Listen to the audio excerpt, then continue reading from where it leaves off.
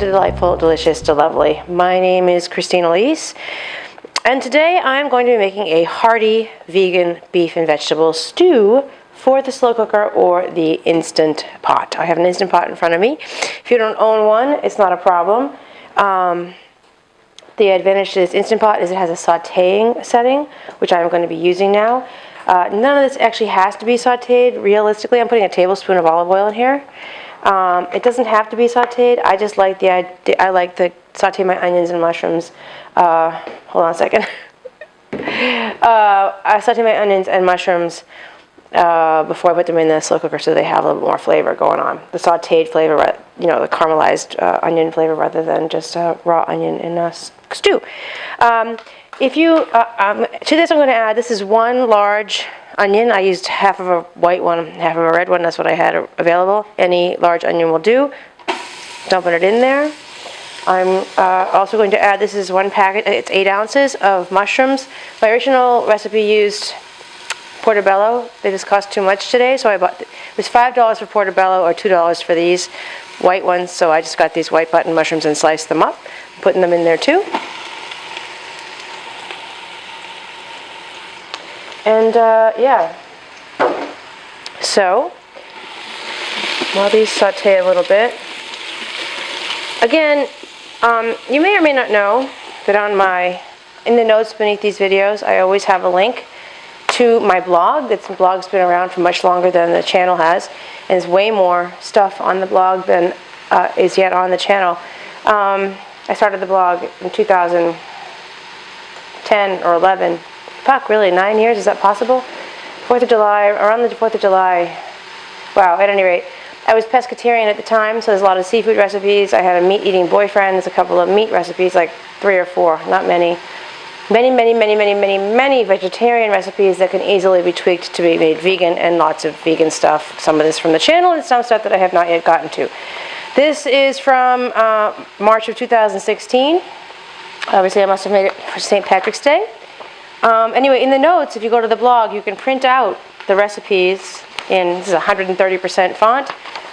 If you go to the bottom of each recipe, I'm going to take my sweatshirt off. Holy crap, it's hot. Hold on a second. Voila, much cooler. Just stirring this around. Just stirring that around. All right, as I was saying, if you go to the link in the notes below, go take you to my blog. At the bottom of each recipe is a print and PDF button at the very bottom, and you can click it, and you can remove all the photographs and all the text that you don't want.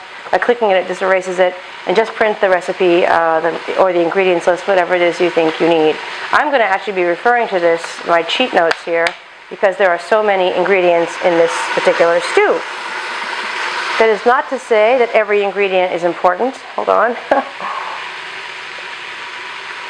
The ingredient is not important. It's a very forgiving recipe. It's odd that it's hot in here because I haven't had, my furnace broke last winter, and I have been without heat for the latter half of last winter and for the early part of this winter, which isn't that big a deal in LA. But it does get cold. Like 45 degrees is cold, and my stove was also broken. I kind of had a rough go of it the last part of last year and the early part of this year.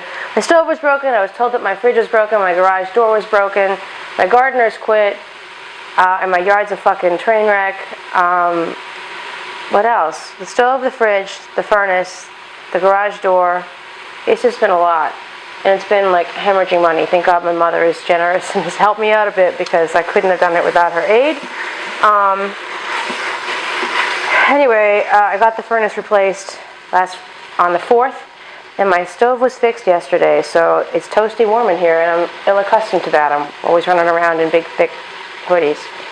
All right, so all those things are fixed, by the way. I found a new gardener who was very inexpensive. He fixed my fence where my dogs were getting. Lucho was escaping. My foster was escaping, which was gut-wrenching. I can't have that dog who survived being mauled in Uruguay end up somehow getting hurt on my watch. That would be a devastating thing to have happen. All right, so this is the onion and the mushroom.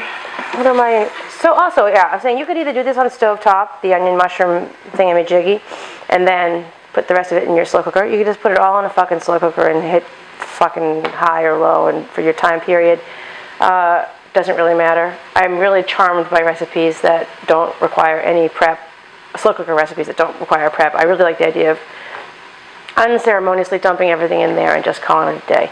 But this is not the big a deal. If you have an Instant Pot, this is even less of a deal. This happens to be a particularly huge Instant Pot too. So anyway, I'm going to add in here the beef cubes. I am using Gardine's home-style beefless tips. They are vegan. It says always vegan. I guess Gardine's always vegan. It's Morningstar that isn't always vegan. Kosher as well. Anyway, I like to sort of sear these. It's sort of an emotional thing, I guess. I'm going to sear the outside of this, like it's going to make them be more like real meat. The fact is, I'm going to sear them. They're going to dry out and get a nice crust on them in here, and then I'm going to put them in all the rest of the wet ingredients in, and it's going to make them soggy again. But fuck the world, I'm doing it my way anyway. So I just added this one bag of Gardein beefless tips to the mix. This is going to make quite a lot of stew. Did I make any guesstimate of how much? It says serve 6 or more. It's pretty hearty, it really is, and it's pretty convincing. It's pretty convincing. It's a pretty decent beef stew. Alright. So, in addition to my house mutinying all around me and creating an enormously high stress level for me, I lost my boy. You can see this image here. That's my beautiful boy Dexter. Some of you may have seen him hobbling around here in the other episodes of this show, this channel. For 5 years he's had a pinched nerve in his back that has left him increasingly lame and increasingly incontinent. But robust and 100% himself in his head. His eyes were great, his ears were great. His attitude was just still full of piss and vinegar, like always. He just wobbled a bit when he walked. And he required physical therapy, and I'd walk him up around my neighborhood in the hills to keep him using his back legs so they wouldn't just atrophy away into nothing. But on January 2nd, he was like, yeah, I don't really feel like eating my dinner, which is unusual, but not, it happens occasionally. He goes on little hunger strikes, and he's finicky. So I had cat food in the house, and I occasionally feed Lucho cat food. And he ate the cat food. He ate a can of cat food, so that was good. And the next morning, I went to give him some breakfast. He wouldn't eat it. He wouldn't even really eat the cat food. So, all right, well, I'll go to the pet store and I'll buy really fancy, high-end, yummy dog food for you and get you eating when I get home. And when I came home, he was gone. He was in his cute little outfit my mother bought him. He got on New Year's Eve. Took this photograph of him here. I took of him on New Year's Eve, I think. And yeah, he died in that outfit on his little dog bed here in the kitchen. While it's incredibly sad for me, it spared me ever having to decide for him. I've done both. I've had dogs die on me and I've had to make the call. They both suck. In this case, he was old and he made the call, so I feel a little comforted by that. I was always afraid that his legs would give out entirely before his spirit did, and then I would be, trying to guesstimate his quality of life and getting him a little wheelchair thing. And the house was already covered in rugs and yoga mats and everything for traction for him. My bed was covered in one big gigantic Bombay waterproof blanket and then a patchwork of smaller waterproof blankets, and in case he peed or pooed in the bed. And he had I just gotten the diaper situation down. I bought him a really great harness, and I bought little mitten clips to clip in his back from the harness to his little diaper because he had no tail and his diapers would just slip off. But I got the diaper thing working great, but it only lasted a week before he decided to check out on me. Anyway, he went out the way any of us would want to go out, I suppose, at home in his sleep, comfy and warm on a bed and with his friends around. And anyway, yeah, it's been a weird couple months for me. All right, so what do I do now? It says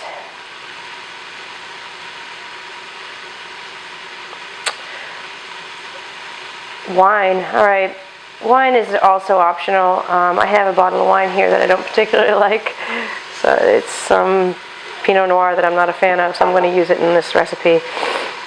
When these guys are, they're looking pretty good. Yeah. Wow, it smells really good. Alright, so how much wine does it want me to do? Da, da, da, da, da, da, da. Where's the wine?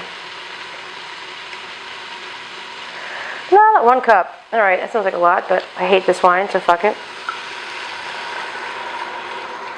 I should have added the garlic. Again, like I said, this is forgiving, and I should have added the garlic, let that sear for 1 minute. I didn't. Fuck it, here it goes in now. That was 5 or 6 cloves of garlic that I minced. Now basically, I'm just going to add everything back into here. Every other ingredient I'm just going to add. And then turn it on slow cooker for, I'm going to put it on high for 4 hours, and that ought to do it. So here are the rest of the ingredients. I'll just put them in the order they happen to be on this sheet.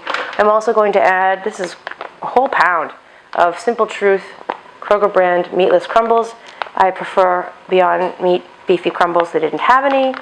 This is a lot, but I'm going to add the whole thing.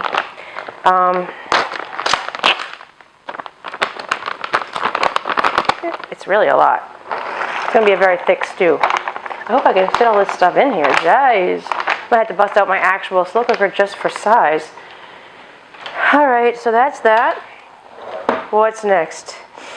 Here we go. In order. Olive oil, the ground beef, beefless tips, the onion, the mushroom. Okay. Here is 2 celery stalks, chopped. Here is, where's my carrots? Where my carrots at? I guess they're under here. This is 4 carrots, 3 red potatoes, really a cup or 2 of potato, any kind of potato, white potato, diced, and 2 jalapenos. So 2 jalapenos chopped up, 3 red potatoes chopped up, 4 carrots chopped up. Wow, this is looking like I'm going to overflow it. But I'm going to keep going. We'll see how it works. Alright. Alright. Carrots, jalapenos, potatoes. 1 small sweet potato cubed.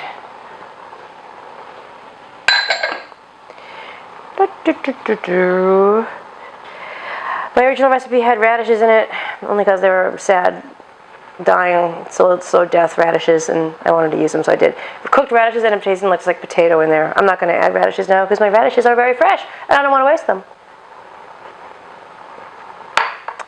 You could chop 2 tomatoes. I'm going to add this 15-ounce can of fire-roasted diced tomatoes instead. Tomatoes this time of year aren't very ripe, and they're costly, so fuck it. $1 for a can of tomatoes is a better deal, and it's easier too.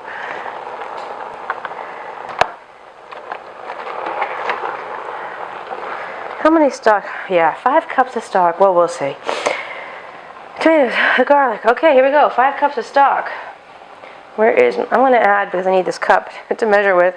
This is a cup of frozen peas and a cup of frozen corn.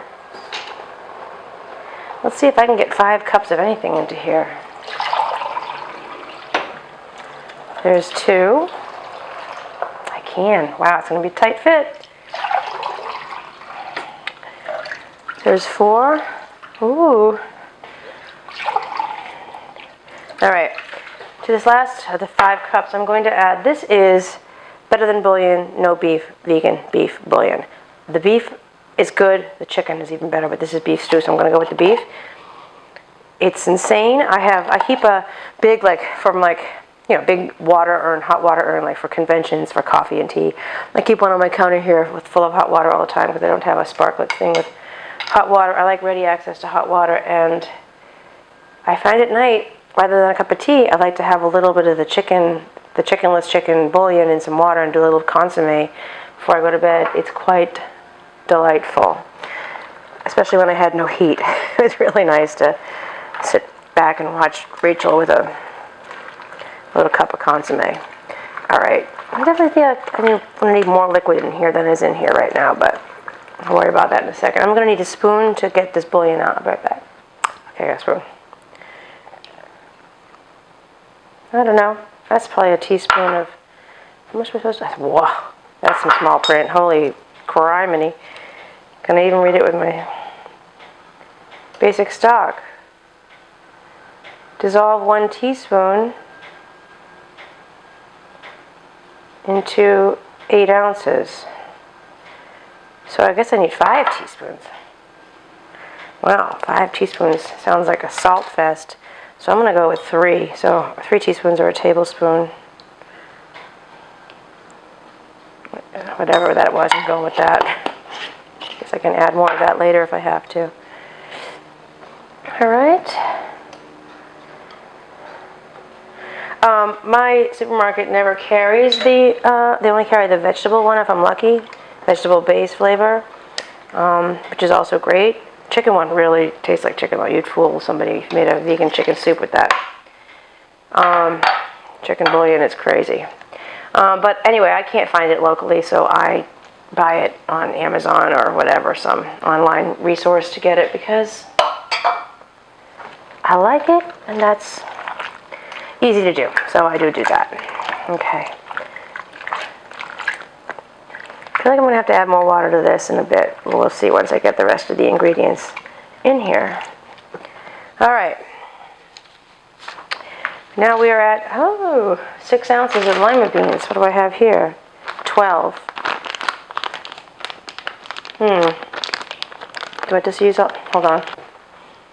I was going to dump the whole 12 in, but I'm not going to just because this thing is so full. So now, by the way, lima beans, optional. Carrots, corn, peas, all optional.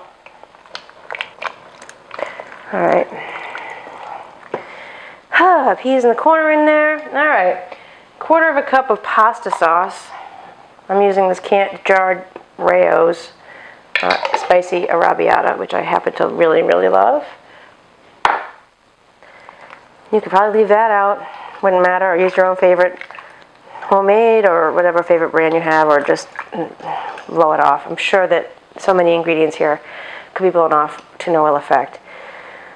Alright, a tablespoon of soy sauce or liquid aminos or tamari. Tablespoon of that. A tablespoon of dry mustard.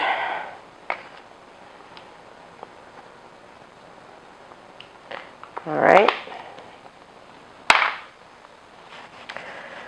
A tablespoon of vegan Worcestershire sauce. The Worcestershire sauce that Kroger makes, Kroger is Ralph's out here. They're called Ralph's, but it's Kroger.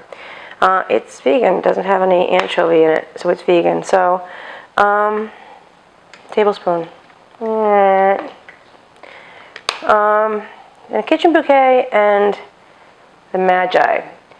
These are these gravy making agents. They both happen to be vegan. They're probably pretty heavy in MSG. I'm sure the labels are too small for me to read. These are to add a browning, beefy flavor to this. If that turns you off, if you can't find these things, blow them off. I'm going to do a couple of shakes of the Magi stuff. Magi, whatever the fuck it is. And this kitchen bouquet. A tablespoon of that. Ooh, it's very thick and dark. That will give this a nice brown color. Alright. Hotels. A teaspoon of smoked paprika. I've got regular paprika here. Let me get my smoked. Actually, this is the regular paprika. I'm going to use it because it's made in Hungary, a town called, I don't know how to pronounce it. It's spelled S-Z. Saute thing went off.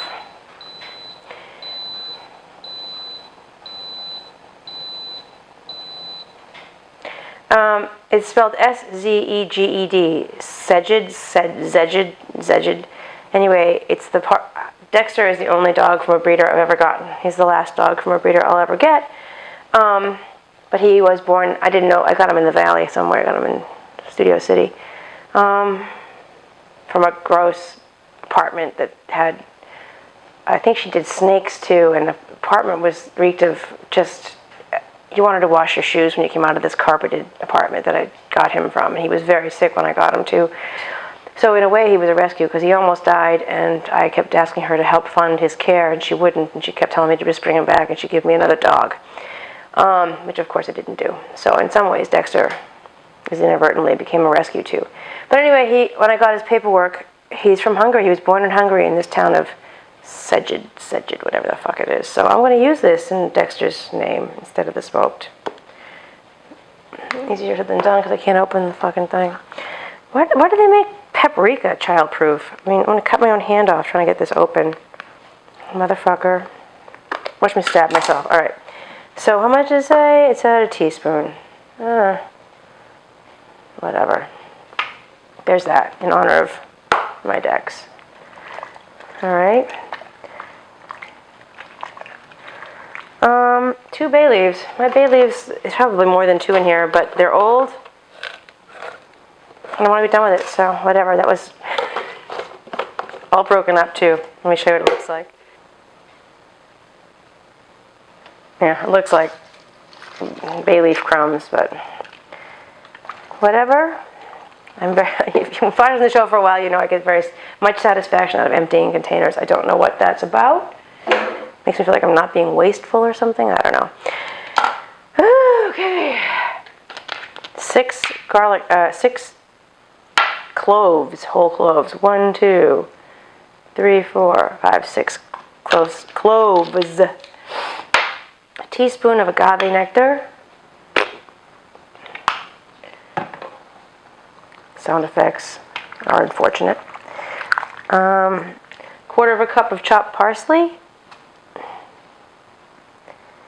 1/4 cup of very optional nutritional yeast.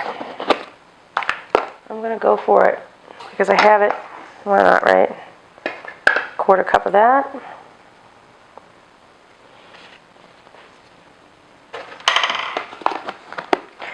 And lastly, it says a 1/4 cup of cornstarch. That cornstarch is only necessary if this thing doesn't get thick. It's already so thick. I'm going to add another cup of water to it. I'm just, where's the maximum line? Yeah, I'm just at the max. I can put a cup more of water in here easily. And I could pressure cook it, I suppose. Maybe I will. What time is it? It's 1:30. My time. That would be 2, 3, 4, 5:30. I'm not really good with the pressure cooking. I pressure cook it and just turn it into mush. I don't want to do that.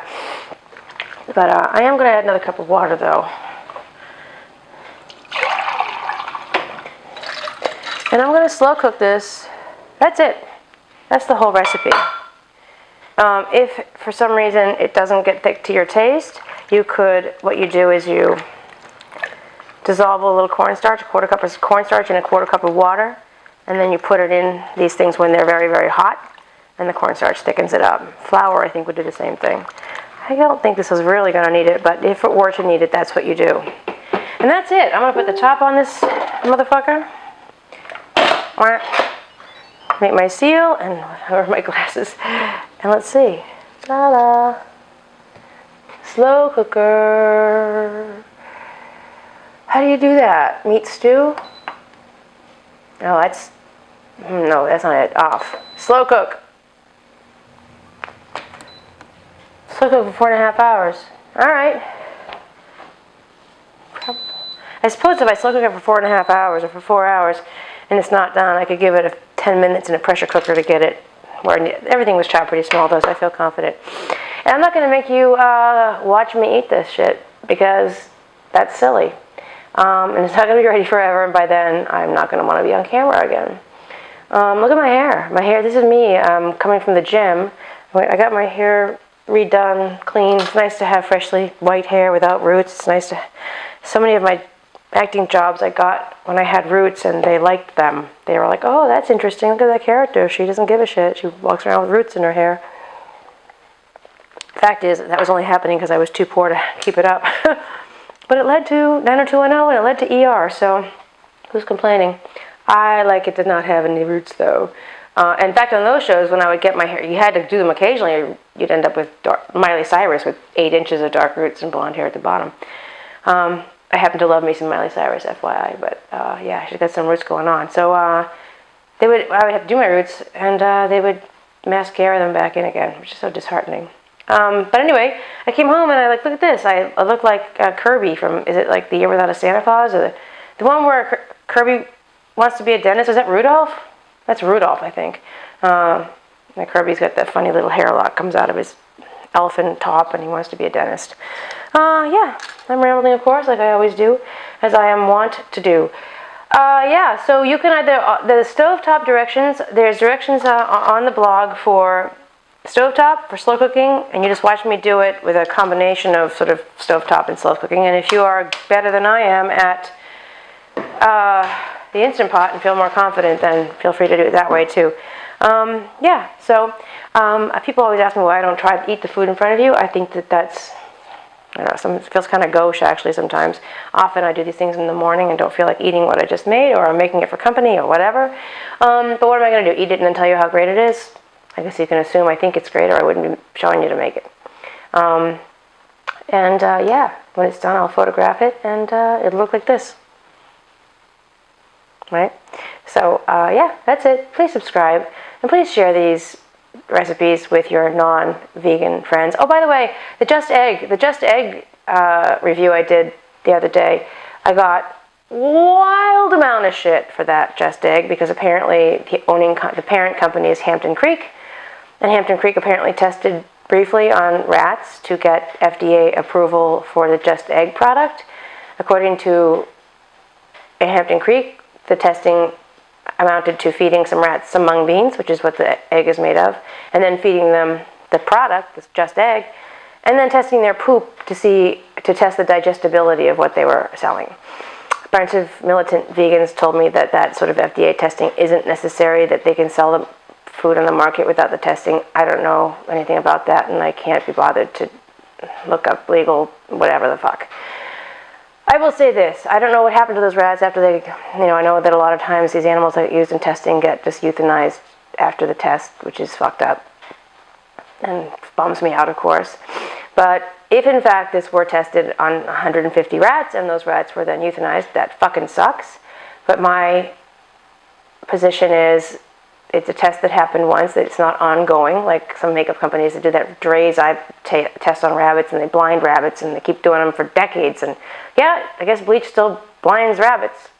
I don't know why they have to keep doing the same tests on shit when you know pretty much for sure that bleach is going to blind a rabbit. But this themes different to me, and the other reason it's different is that the product, once it's on the market for, theoretically forever, and then has the potential to save infinity of chicks, male chicks in particular, who just get killed when they are born and they're male and they can't lay eggs, so they get killed. They get put in a grinder alive, whether you know that or not, I don't know, but they do.